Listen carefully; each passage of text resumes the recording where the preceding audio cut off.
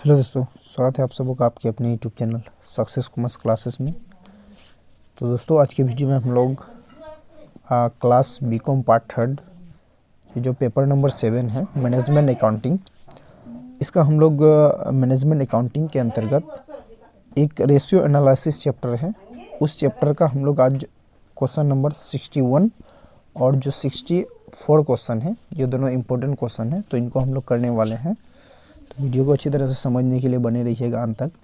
देखिए 61 में कुछ क्वेश्चन है, 3 से 4 क्वेश्चन होगा, तो जिसमें से ये प्रश्न संख्या 1 है 61 का क्वेश्चन नंबर 1।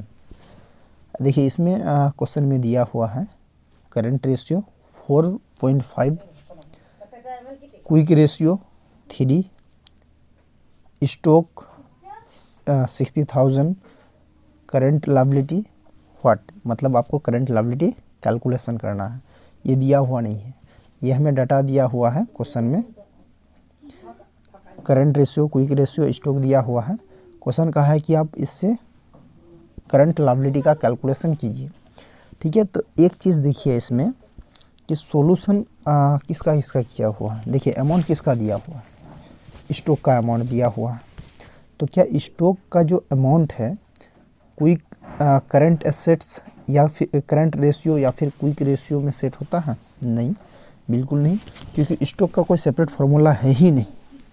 करंट रेशियो का फार्मूला होता है current assets by current liability, तो उसमें भी से भी कोई मान नहीं दिया हुआ है, ना तो करंट एसेट्स दिया है ना तो करंट लायबिलिटी दिया।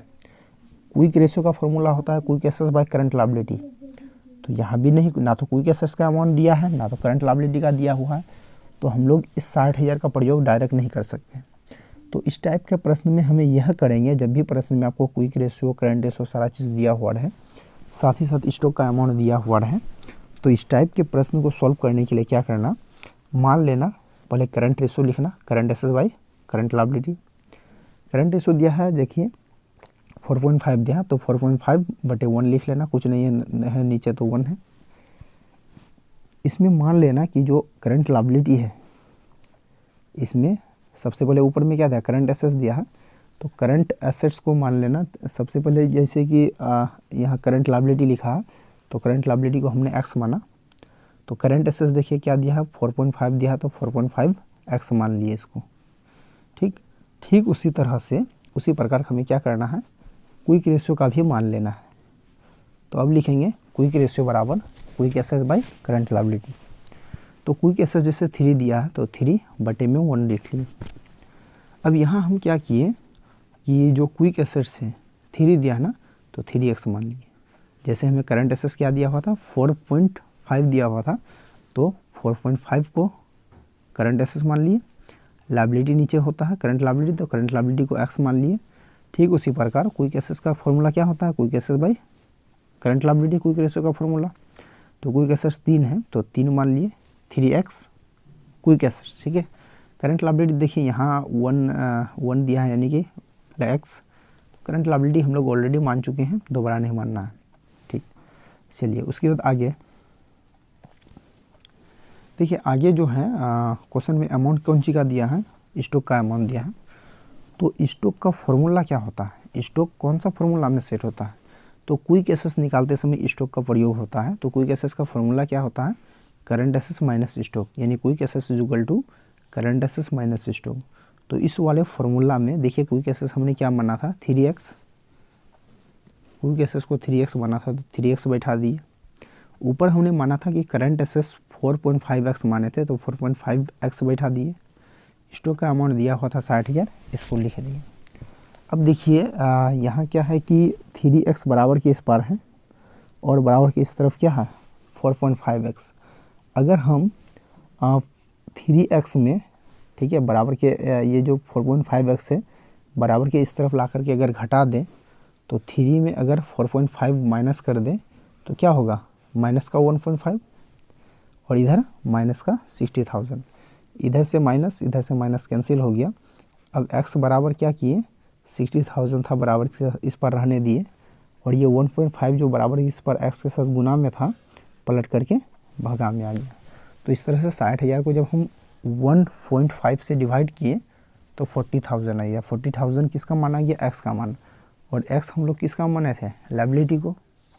तो लायबिलिटी को जब हमने x माना था और लायबिलिटी वाला आंसर निकल गया, ठीक है।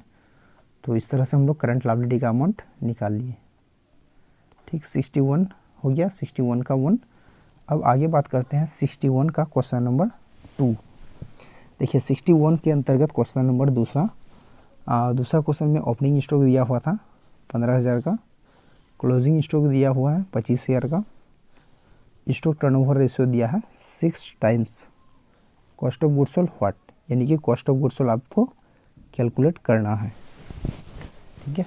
चलिए आइए देखते हैं calculate cost of goods sold कैसे निकलेगा। तो सबसे पहले ये देखिए कि इसमें कौन ऐसा है जिसका निकला हुआ है स्टॉक टर्नओवर रेशियो, इसमें बैलेंस किया हुआ है।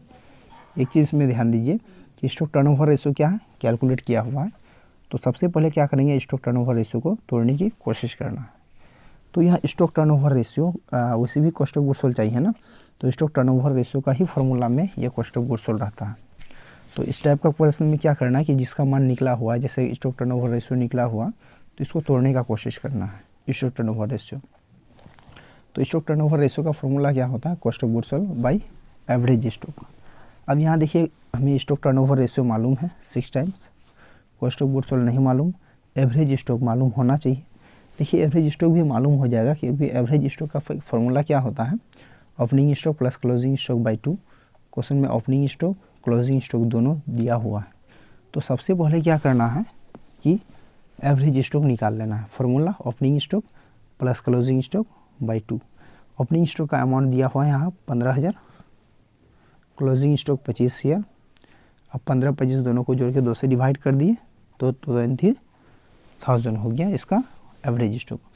अब देखिए स्टॉक टर्नओवर रेशियो के लिए स्टॉक टर्नओवर रेशियो का अमाउंट दिया हुआ था, कॉस्ट ऑफ गुड्स सोल्ड नहीं मालूम है, एवरेज स्टॉक भी मालूम हो गया, ठीक है। तो जब ये दोनों अमाउंट मालूम हो, ये ना मालूम हो, तो बैलेंस करने पर मालूम हो जाएगा। इसलिए क्या किए, इससे आगे स्टॉक टर्नओवर रेशियो का फॉर्मूला में अमाउंट बैठा दिए। देखिए स्टॉक टर्नओवर रेशियो क्या था, 6 टाइम था तो 6 लिख दिए। कॉस्ट ऑफ गुड्स सोल्ड नहीं मालूम था, कॉस्ट ऑफ गुड्स सोल्ड रहने दिए। और ये जो एवरेज स्टॉक है अभी निकाले थे 20 शेयर, ठीक। अब आगे देखो कॉस्ट ऑफ गुड्स सोल्ड को 1 से गुना कर देंगे तो कॉस्ट ऑफ गुड्स सोल्ड होगा। अब 20,000 को अगर 6 से गुना कर देंगे तो कितना होगा, 1,20,000। यानी कि कॉस्ट ऑफ गुड्स सोल्ड का अमाउंट कितना हुआ है, 1,20,000। और यही हमें कैलकुलेट करना था कि कॉस्ट ऑफ गुड्स सोल्ड का अमाउंट कितना होगा, 20 शेयर। तो ये हम लोग का क्वेश्चन नंबर जो 61 है उसका 2 नंबर का सोल्यूशन, ठीक है। चलिए अगला क्वेश्चन नंबर 3 को देखते हैं। देखिए ये 61 का ही क्वेश्चन नंबर 3 है, यानी पार्ट 3। इस क्वेश्चन में दिया हुआ है current liability 1 lakh, quick ratio 3, stock 50,000। आपको कैलकुलेट करना है करंट एसेट्स और करंट रेशियो। करंट एसेट्स और करंट रेशियो दोनों निकालना है। देखिए करंट रेशियो का फॉर्मूला क्या होता है, current assets by current liability. Liability हमें पता है, सिर्फ करंट एसेट्स पता करना है। अगर करंट एसेट्स मालूम हो जाता है तो करंट रेशियो निकाल सकते हैं। तो आइए सबसे पहले हम लोग क्या करते हैं, करंट रेशियो निकालते हैं। देखिए कैसे निकलेगा करंट रेशियो। तो उसके लिए देखिए क्या दिया हुआ क्वेश्चन में, क्विक रेशियो निकला हुआ है 3, ठीक है। तो क्विक रेशियो का फॉर्मूला क्या होता है, क्विक रेशियो का फॉर्मूला होता है current assets by current liability. तो इसमें एक चीज़ ध्यान दीजिए, क्विक रेशियो का फॉर्मूला क्या होता है, क्विक रेशियो का फॉर्मूला था क्विक एसेट्स। क्विक एसेट्स हमें नहीं मालूम है, bye current liability, current liability मालूम है। क्योंकि तो इससे हम लोग क्या करते हैं, क्विक एसेट्स निकाल सकते हैं, ठीक है। तो इसको पहले तोड़ेंगे। देखिए जो वैसे भी देखिए इस टाइप का क्वेश्चन में क्या करना कि जिसका मान निकला हुआ रहे ना तो उसको तोड़ देना, ठीक है। तो क्विक रेशियो का निकाल लेंगे। क्विक रेशियो का फॉर्मूला में मान बैठाएंगे कि क्विक रेशियो बराबर quick assets by current liability. उसके बाद मान बैठा दिए। क्विक रेशियो का मान कितना है, देखिए क्विक रेशियो क्या है, 3 है, ठीक है, 3 लिख दिए। उसके बाद क्विक एसेट्स का मान नहीं मालूम है तो क्विक एसेट्स ही रहने दिए, बटे करंट लायबिलिटी। करंट लायबिलिटी का अमाउंट मालूम है 1 लाख, इसको बैठा दिए। अब देखिए इसको क्रॉस मल्टीप्लिकेशन कर रहे हैं। ये क्विक एसेट्स ऊपर है तो नीचे वाले से गुना, नीचे कुछ नहीं है तो क्विक एसेट्स ही रहेगा, ठीक है। कुछ नहीं है तो 1 है तो क्विक एसेट्स को 1 से गुना किए तो क्विक एसेट्स ही रहा। उसके बाद 1 लाख को ऊपर वाले से गुना कर देंगे, क्रॉस मल्टीप्लिकेशन हो रहा तो 1 लाख गुना 3, 3 लाख। तो इस तरह से हम लोग क्या किए, क्विक एसेट्स निकाल लिए। लेकिन हमें क्वेश्चन में क्विक एसेट्स नहीं निकालना है, निकालना क्या है, करंट एसेट्स निकालना है और करंट रेशियो निकालना है।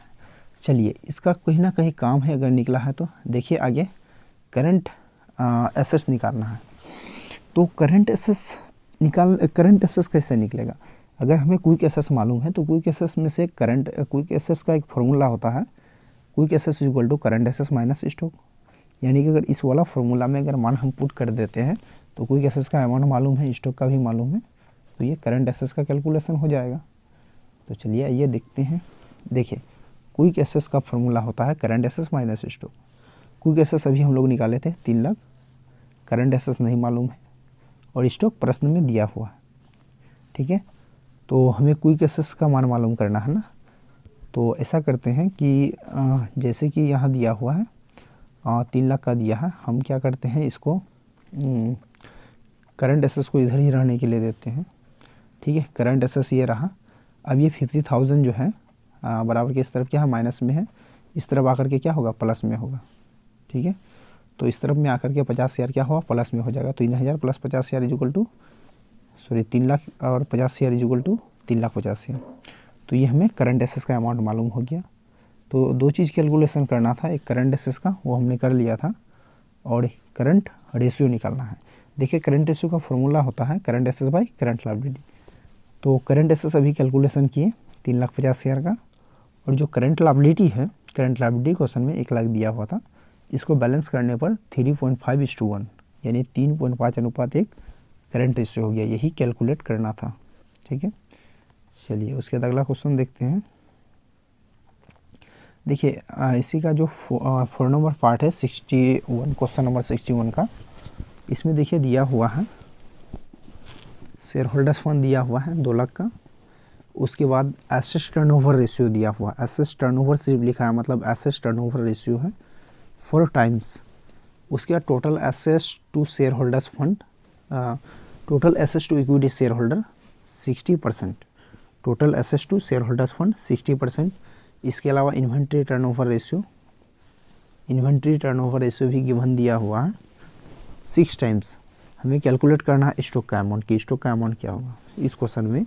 Share holders fund, stock turnover ratio, total assets to share holders equity, share holders equity, इसके अलावा स्टॉक टर्नओवर रेशियो दिया हुआ है। हमें कैलकुलेट करना है कि स्टॉक का अमाउंट कितना होगा।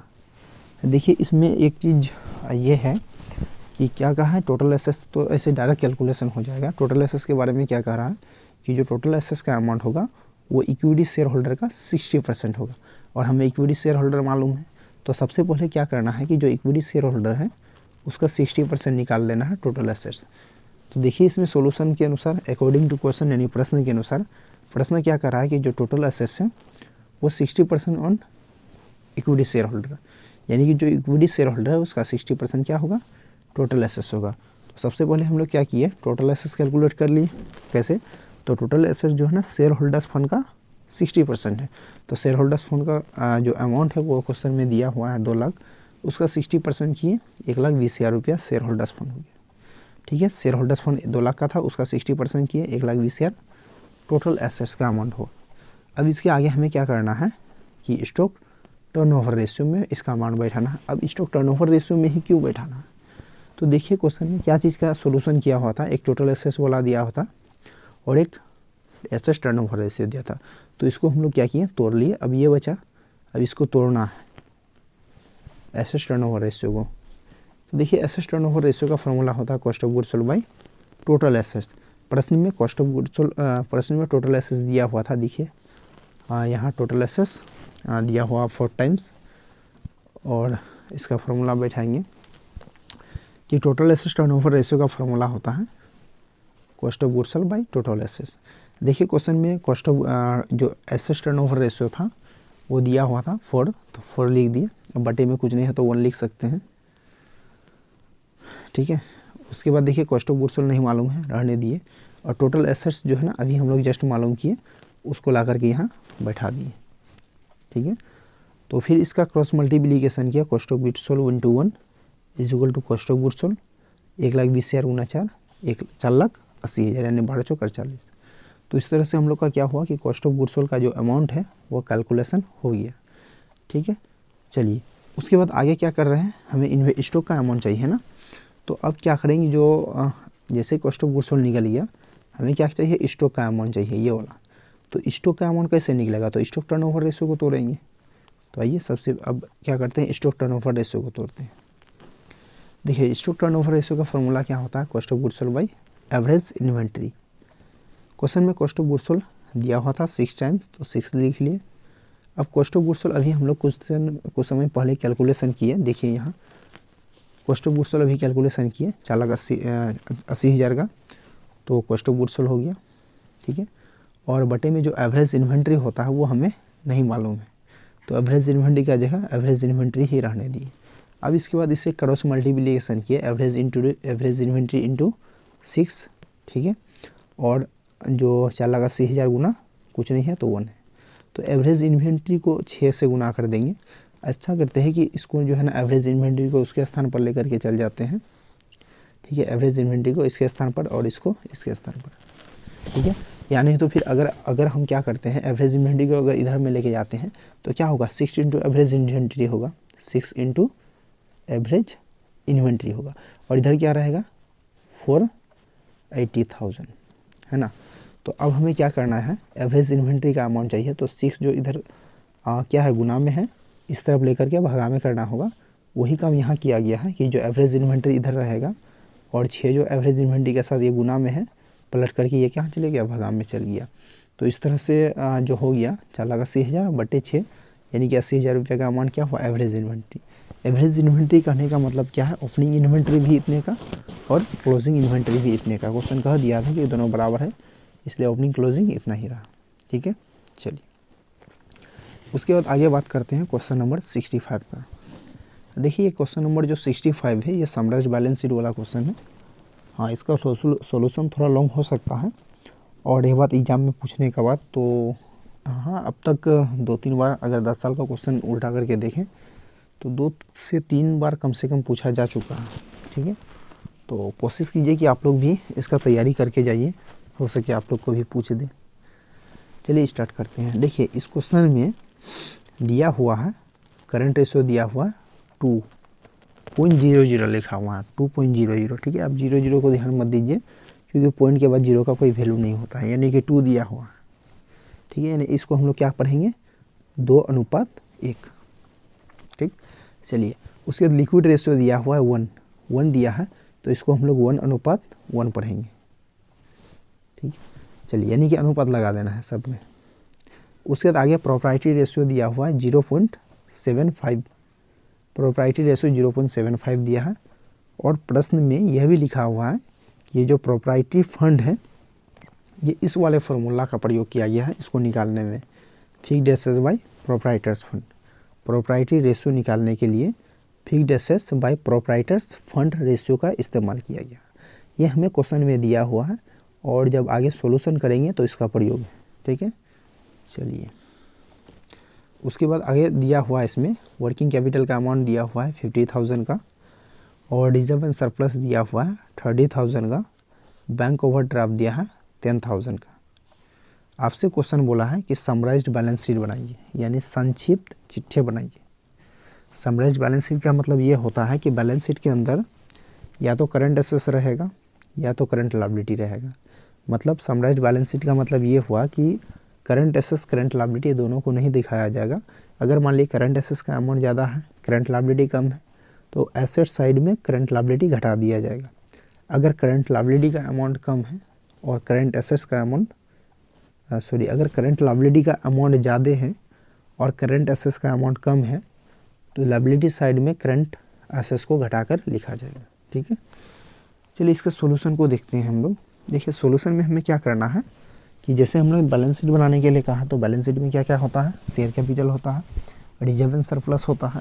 तो देखिए रिजर्व एंड सरप्लस तो क्वेश्चन में दिया हुआ है, लेकिन शेयर कैपिटल नहीं दिया हुआ।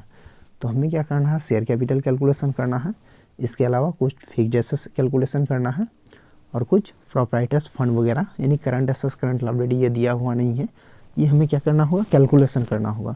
फिर कैलकुलेशन करके क्या करना है, इसको बैलेंस शीट में बैठाना है, इसको बोलेंगे समराइज बैलेंस शीट, ठीक है।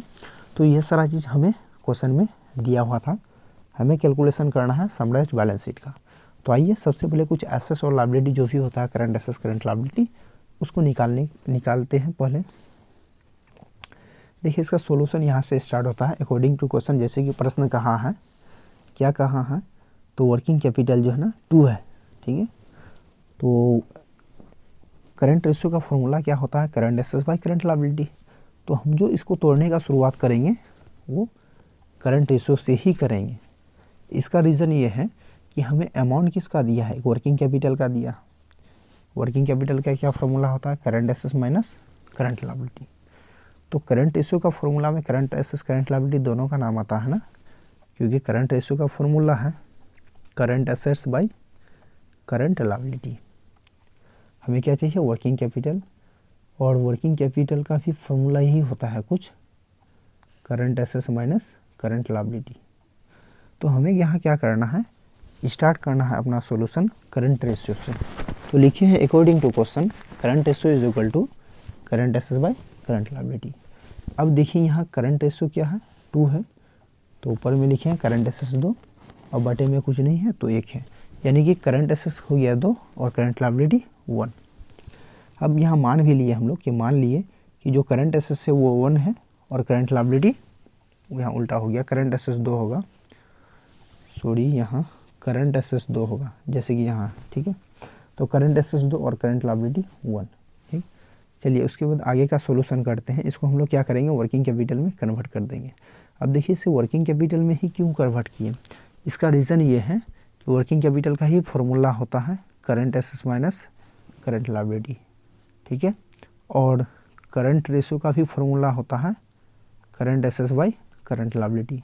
तो दोनों का कहीं ना कहीं संबंध है ना, तो इसलिए क्या किए, जो करंट रेशियो है उसको हम लोग सबसे पहले वर्किंग कैपिटल रेशियो में तोड़ लेंगे, ठीक। तो देखिए चूँकि जो वर्किंग कैपिटल है current assets minus current liability होता है, यानी वर्किंग कैपिटल का फॉर्मूला क्या होता है, current assets minus current liability. और देखिए हम लोग क्या किए, करंट एसेट्स को 2 मान लिए हैं और वर्किंग करंट लायबिलिटी को 1 मान लिए हैं। देखिए यहाँ कहाँ गया, यहाँ करंट एसेट्स को हम लोग क्या माने हैं, 2 माने हैं यहाँ से, और करंट लायबिलिटी को 1 मान लिए हैं। तो करंट एसेट्स अगर 2, करंट लायबिलिटी अगर 1, तो वर्किंग कैपिटल का फॉर्मूला क्या होता है, करंट एसेट्स में minus current liability is equal to working capital. तो वर्किंग कैपिटल क्या आया, यहाँ 1 आ गया। तो वही चीज़ यहाँ किया गया है कि करंट एसेट्स क्या है हम लोग का 2 है, करंट लायबिलिटी 1 है, तो 2 में जब 1 माइनस किया तो 1 आ गया कितना, वर्किंग कैपिटल। अब एक चीज़ यहाँ ध्यान दीजिए कि वर्किंग कैपिटल का अब हमें 2 वैल्यू मालूम हो गया, एक रुपया के बराबर ये वाला, और दूसरा प्रश्न में दिया हुआ है और 50,000 रुपये का, ठीक है। तो जब भी किसी भी संपत्ति का किसी भी वैल्यू का 2 अमाउंट मालूम हो तो अपने आप जो तीसरा वाला अमाउंट है ना वो निकल जाता है, ठीक है। तो कुछ इस प्रकार की है। देखिए वर्किंग कैपिटल का फॉर्मूला क्या होता है, करंट माइनस करंट लायबिलिटी। तो वर्किंग कैपिटल का जैसे 2 वैल्यू दिया हुआ है तो इससे हम लोग क्या कर सकते हैं, करंट एसेट्स करंट लायबिलिटी दोनों का मान निकाल सकते हैं, ठीक है। तो सबसे पहले हम लोग क्या किया, नोट नंबर 1 में क्या किया है, कैलकुलेशन ऑफ करंट एसेट्स, यानी हमने क्या किया, करंट एसेट्स निकाल लिया। कैसे निकालेंगे करंट एसेट्स, तो जिसका 2 वैल्यू मालूम हो उसको एक तरफ रखो, जैसे वर्किंग कैपिटल का 2 वैल्यू मालूम था पहले, उसके बाद जिसका वैल्यू आपको क्या है कि एक ही मालूम है, जिसका 2 वैल्यू मालूम है उसको पहले रखेंगे। तो वर्किंग कैपिटल का 2 वैल्यू मालूम था पहले लिख दिए, और करंट एसेट्स का एक ही वैल्यू मालूम है बाद में, ठीक है। जिसका 2 वैल्यू मालूम है आप उसे पहले लिखिए और जो आपको निकालना है उसको बाद में रखिए। तो यहाँ वर्किंग कैपिटल का हमें 2 वैल्यू मालूम था पहले सॉरी, वर्किंग कैपिटल का देखिए यहाँ 2 वैल्यू मालूम था, एक 1 रुपया के बराबर, एक 50,000 रुपया के बराबर। इसलिए हमने क्या किया, वर्किंग कैपिटल को पहले लिखा। और करंट एसेट्स का जैसे कि हमें क्या करना है कि एक ही वैल्यू मालूम है, ठीक है, इसको यह निकालना हमें, तो इसको बाहर तरफ रखेंगे, ठीक। अब यहाँ देखिए वर्किंग कैपिटल हमने क्या माना कि वर्किंग कैपिटल अगर 1 रुपया होता है तो करंट एसेट्स क्या होता है, वर्किंग कैपिटल अगर वर्किंग कैपिटल 1, ठीक है, तो करंट लायबिलिटी करंट एसेट्स 2। अब प्रश्न के अनुसार अगर वर्किंग कैपिटल 50,000 तो करंट लायबिलिटी कितना होगा, व्हाट। तो इसको क्रॉस मल्टीप्लिकेशन करने के कारण देखो क्या हुआ है कि हम लोग का ये जो करंट एसेट्स नहीं था, करंट एसेट्स का अमाउंट निकला, 50,000 को 2 से गुना कर दिए, ठीक है, और ये जो 1 है इसको डिवाइड कर दिए।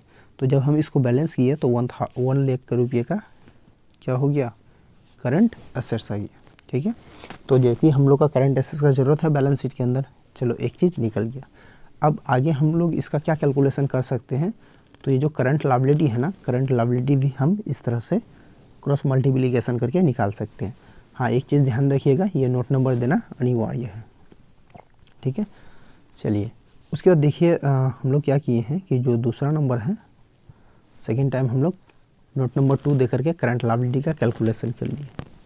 करंट लायबिलिटी का कैलकुलेशन कैसे किए, तो जैसे कि हमें वर्किंग कैपिटल का 2 अमाउंट मालूम है, एक तरफ रखें और निकालना है करंट लायबिलिटी, इसको दूसरे तरफ रख दिए। वर्किंग कैपिटल अगर 1 रुपया तो करंट लायबिलिटी कितना, 1 रुपया। देखिए यहाँ हम लोग माने थे, है ना, करंट लायबिलिटी भी 1 रुपया। तो वर्किंग कैपिटल अगर 1 रुपया होता है, ठीक है, तो करंट लायबिलिटी भी 1 रुपया। तो वर्किंग कैपिटल अगर 50 शेयर तो करंट लायबिलिटी कितना होगा, 50 शेयर ही होगा। तो इसको हम लोग क्या करिए, क्रॉस मल्टीप्लिकेशन की सहायता से निकाल लिए। 50 शेयर गुना 1, 1 ऊपर है नीचे में आएगा। तो इस तरह से 50,000 रुपये का जो बैलेंस आया, ये आपका करंट लायबिलिटी वाला अमाउंट है। तो करंट एसेट्स करंट लायबिलिटी दोनों मालूम कर लिए, जो कि हम लोग को क्या है, बैलेंस शीट में ज़रूरत है, ठीक। और क्या मालूम कर सकते हैं, और क्या मालूम कर सकते हैं, तो और ये मालूम कर सकते हैं कि जैसे कि क्वेश्चन में देखिए, एक चीज़ ध्यान दीजिए यहाँ कि जो बैंक ओवरड्राफ्ट का अमाउंट है, देखिए बैंक ओवरड्राफ्ट अमाउंट कितना है, 10,000 रुपया। तो बैंक ओवरड्राफ्ट क्या होता है, ये करंट लायबिलिटी ही होता है ना। बैंक ओवरड्राफ्ट जो होता है ये करंट लायबिलिटी ही होता है, जबकि हमने टोटल करंट लायबिलिटी कितना निकाला, 10,000। समझिएगा, टोटल जो करंट लायबिलिटी हमारे पास निकला है वो 50,000 रुपया का मिला है। तो क्वेश्चन में जैसे कि कह रहा है कि जो है ना, क्वेश्चन कह रहा है कि जो बैंक ओवरड्राफ्ट का अमाउंट है वो 10,000 रुपया का। टोटल बैंक ओवरड्राफ्ट का अमाउंट कितना है, टोटल 10,000 रुपया है। और बैंक ओवरड्राफ्ट क्या होता है, करंट लायबिलिटी होता है, ठीक है। बैंक ओवरड्राफ्ट करंट लायबिलिटी होता है, यानी कि कहने का मतलब ये है कि जो 10,000 रुपये का अमाउंट है ये इस 50,000 रुपया में ऐड है, क्योंकि यहाँ 50,000 रुपया क्या निकला, टोटल लायबिलिटी निकला ना। टोटल लायबिलिटी कहने का मतलब टोटल करंट लायबिलिटी। तो टोटल लायबिलिटी अगर 50,000 रुपया है, उसमें बैंक ओवरड्राफ्ट कितना है, उसमें से 10,000 रुपया। तो हमें क्या करना है कि टोटल लायबिलिटी में से बैंक ओवरड्राफ्ट को माइनस कर देना है, या फिर नहीं भी माइनस करेंगे तो ऐसे दिखाने के लिए, ऐसे इसका बैलेंस शीट तो ऐसे काम है टोटल लायबिलिटी का ही। लेकिन एक चीज़ ध्यान दीजिए कि टोटल लायबिलिटी जैसे 50 शेयर हुआ तो बैंक ओवरड्राफ्ट भी 50 शेयर होता है, जो कि इसमें क्या है, शामिल है। तो इसको अलग अलग कर लेना, अलग अलग कर लेना है। लिखना है कि जिसमें लिखना है कि टोटल लायबिलिटी जो 50 शेयर रुपया हुआ, जिसमें से बैंक ओवरड्राफ्ट 10 शेयर का है। टोटल लायबिलिटी 50,000, जिसमें से 10,000 क्या है, बैंक ओवरड्राफ्ट है। अतः other current liability is equal to, other current liability कितना होगा, तो टोटल लायबिलिटी 50 शेयर, इसमें से 10,000 रुपया बैंक ओवरड्राफ्ट हुआ, तो अदर जो लायबिलिटी हुआ वो 40,000 रुपया का हुआ, ठीक है। तो जैसे ही करंट लायबिलिटी निकल जाता है, अब क्या करना कि करंट लायबिलिटी टोटल है 50 शेयर, 50 शेयर में 10,000 रुपया बैंक ओवरड्राफ्ट है, हटा देना, शेष कितना बच गया, 40 शेयर। ये आपका अदर करंट लायबिलिटी हो गया, ठीक। हाँ, तो आप एक काम कर सकते हैं कि इसको नहीं भी लिखिएगा ना एग्ज़ाम में, यहाँ से बोला काम तो भी चलेगा, लेकिन लिख देना ज़्यादा बेटर रहेगा। चलिए अब आगे देखते हैं। देखिए आगे क्या तोड़ सकते हैं। जैसे इस क्वेश्चन में हम लोग क्या तोड़ दिए, करंट रेशियो का काम हो गया। क्विक रेशियो का खैर बैलेंस शीट में क्विक एसेट्स का कहीं ज़रूरत नहीं पड़ता है, तो आप चाहे तो इसको छोड़ सकते हैं। इसके अलावा वर्किंग कैपिटल तोड़ दिए, ठीक है, रिजर्व एंड सरप्लस नहीं टूटेगा। तो एक ये बच गया, निकला हुआ क्या है, प्रोप्राइटरी रेशियो निकला हुआ है ना। अब इस प्रोप्राइटरी रेशियो को तोड़ेंगे, ठीक है। प्रोप्राइटरी रेशियो क्या दिया हुआ, 0.75 दिया है, ठीक है। तो यहाँ इसका देखिए, देखिए प्रोप्राइटरी रेशियो को तोड़ेंगे। तो प्रोप्राइटरी, इसको भी थोड़ा रुकिए, इसको ध्यान दीजिए। देखिए प्रोप्राइटरी रेशियो का फॉर्मूला होता है fixed assets by proprietors fund. याद रखिएगा, ये जो प्रोप्राइटरी रेशियो है इसका फॉर्मूला ही होता है fixed assets by proprietors fund. ये क्वेश्चन कहा दिया था, ठीक है। ऐसे प्रोप्राइटरी रेशियो का फॉर्मूला कुछ और ही होता है, लेकिन क्वेश्चन कहा दिया है कि आप proprietary ratio is equal to fixed assets by proprietors fund मान लीजिए, ठीक है। तो एक proprietary ratio is equal to fixed assets by proprietors fund हो गया। अब देखिए इससे पहले क्या है, एक ऊपर फॉर्मूला लिखा गया, ये वाला फॉर्मूला आया कहाँ, यहाँ से आया, ठीक, कैसे आया, तो proprietors fund is equal to proprietors fund minus fixed assets, proprietors fund minus fixed assets बराबर क्या होता है, वर्किंग कैपिटल होता है, ठीक है। यहाँ आप लोग वर्किंग कैपिटल लिखिएगा, ये आप लोग यहाँ वर्किंग कैपिटल लिखिएगा करंट एसेट्स और करंट लायबिलिटी के बदले।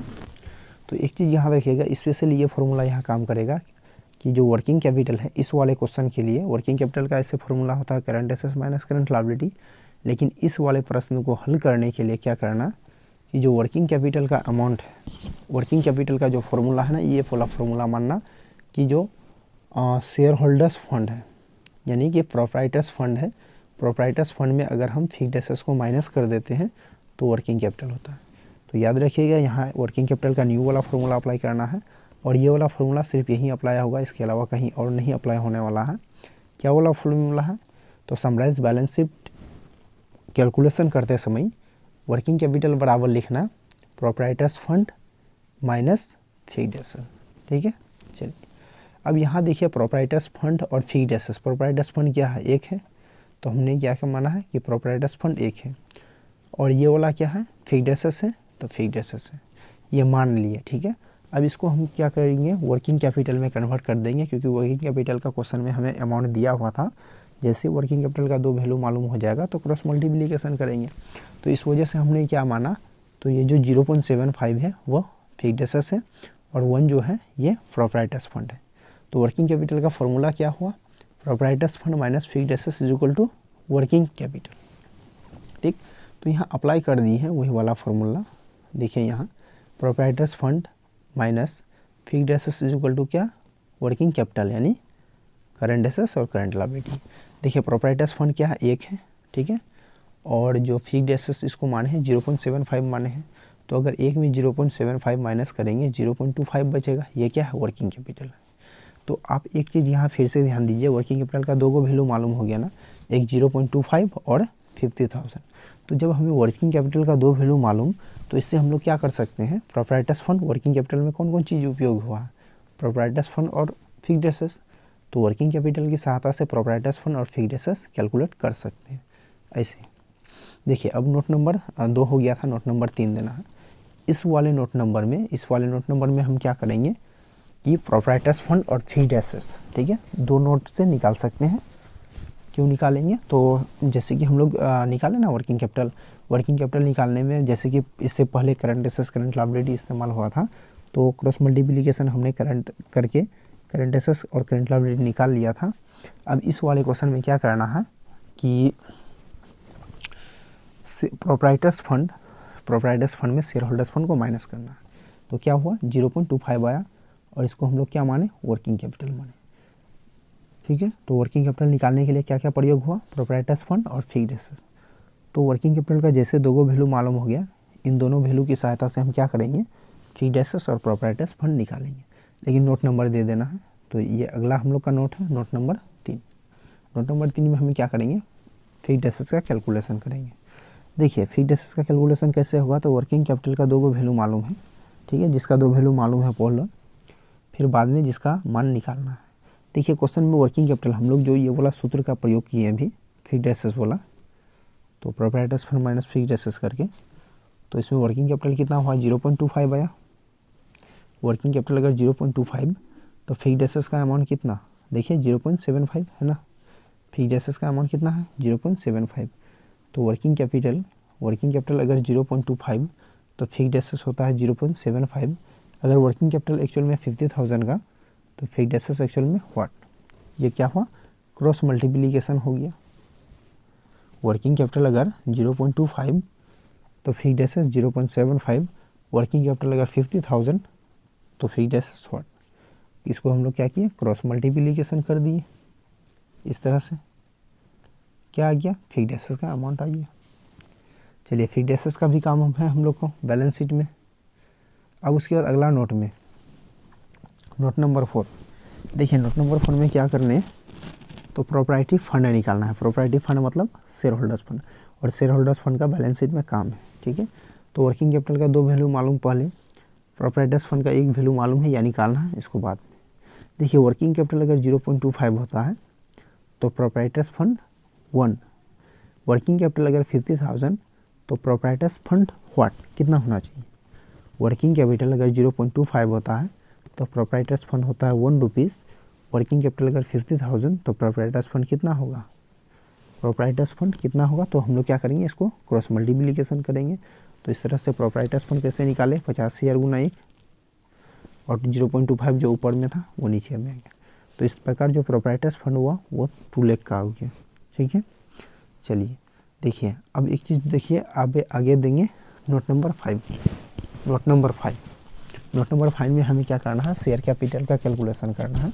देखिए शेयर कैपिटल का कैलकुलेशन कैसे होगा, तो बैलेंस शीट के अंदर एक हेडिंग होता है ना शेयर होल्डर्स फंड, उस शेयर होल्डर्स फंड के अंतर्गत 2 अमाउंट रहता है, एक शेयर कैपिटल का, दूसरा रिजर्व एंड सरप्लस का, है ना।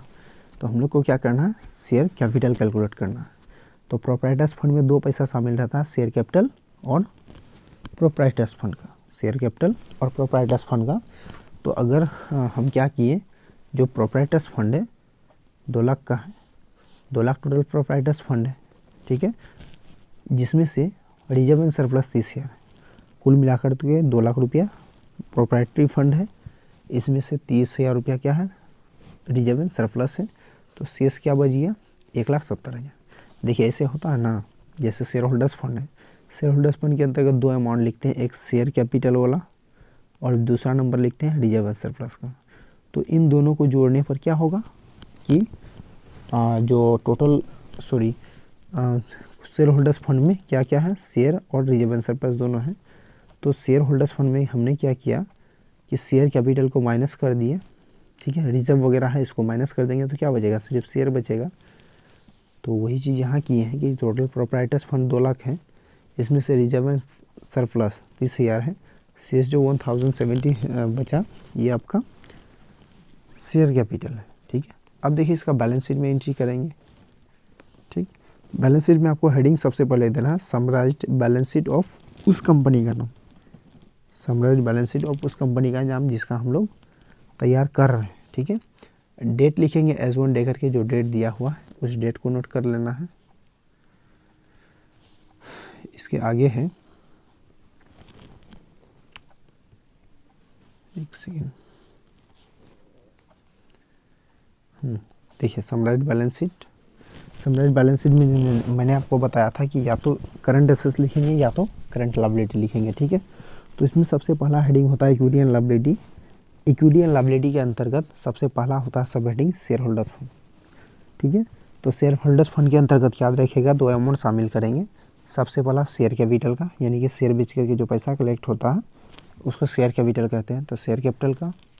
इसके अलावा रिजर्व एंड सरप्लस जो हमने निकाला नोट नंबर 5 से, ठीक है, वो रिजर्व एंड सरप्लस दिया हुआ था, शेयर कैपिटल नोट नंबर 5 से निकाले, यहाँ बैठाएंगे, है ना।